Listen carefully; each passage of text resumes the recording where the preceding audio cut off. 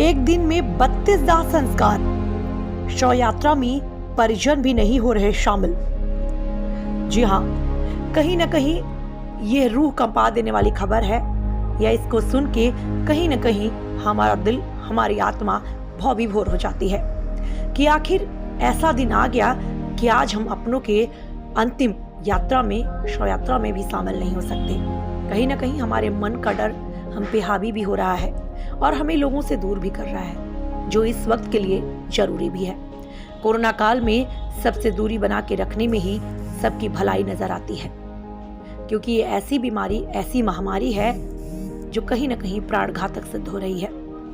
ऐसे में बड़वाह से भी एक ऐसी ही खबर आ रही है।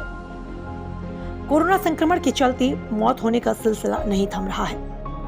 आम दिनों से अधिक लोगों की मौत हो रही है।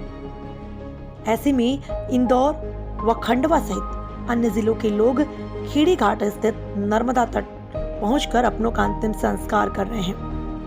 आंकड़ों की माने तो 1 अप्रैल से 20 अप्रैल तक करीब 170 लोगों के अंतिम संस्कार नर्मदा तट पर हुए हैं।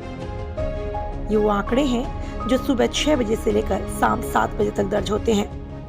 पहले शाम के बाद अंतिम संस्कार नहीं होते थे, मगर संक्रमण से शवों की संख्या बढ़ने के कारण अब लोग देर रात में भी शव लेकर अंतिम संस्कार के लिए पहुंच रहे हैं, जिनके आंकड़े दर्ज नहीं हो पा रहे।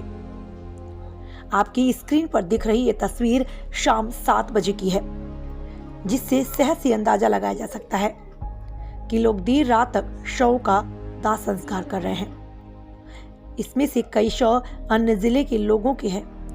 मां नर्मदा प्राणी सेवा समिति बड़वाह के सचिव अरविंद पगारी ने बताया कि नर्मदा तट पर लोगों को अंतिम संस्कार के दौरान सुविधा देने के लिए समिति काम करती है, जहां लोगों की हर संभव मदद की जाती है। आम दिनों में नर्मदा तट पर रोजाना 3 से 4 लोगों के शव का अंतिम संस्कार के लिए आते थे, लेकिन अब रोजाना 8 से 10 शव आ रहे हैं। उन्होंने बताया कि सोमवार को एक दिन में 32 दाह संस्कार हुए और मंगलवार को भी 20 दाह संस्कार हुए, जो अपने आप में एक रिकॉर्ड है। पहले कभी ऐसा नहीं हुआ। पिछले कुछ दिनों से शव लाने वालों की संख्या में भी वृद्धि हो रही है। समिति के सदस्यों ने बताया कि शासन की गाइडलाइन और संक्रमण के खौफ के कारण बाहर से आने वाले अधिकतर लोग शव के साथ नहीं आ रहे। कई शवों के साथ केवल 4 परिजन ही घाट तक पहुंच रहे हैं। कई लोग तो कंधा देने और हाथ लगाने से भी बच रहे हैं, जिसकी जिम्मेदारी भी समिति के सदस्यों को उठानी पड़ रही है। अन्य जिलों से आने वाले लोग एम्बुलेंस और स्थानीय लोग शव वाहन से शव लेकर घाट पर पहुंचते हैं। पहले से बनाई गई चिता पर कर्मचारी सीधे शव को रख देते हैं। परिजन केवल आग देने का काम कर रहे हैं।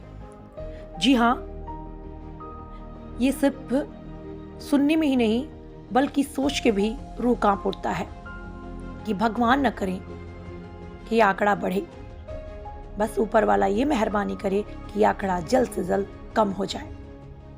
लोग सामान्य जिंदगी जिएं, इसलिए जरूरी है कि आप इस कोरोना संक्रमण की चैन को तोड़ें। मास्क का उपयोग करें, सैनिटाइजर का उपयोग करें, अपना ख्याल रखें, परिवार का ख्याल रखें और समाज का ख्याल।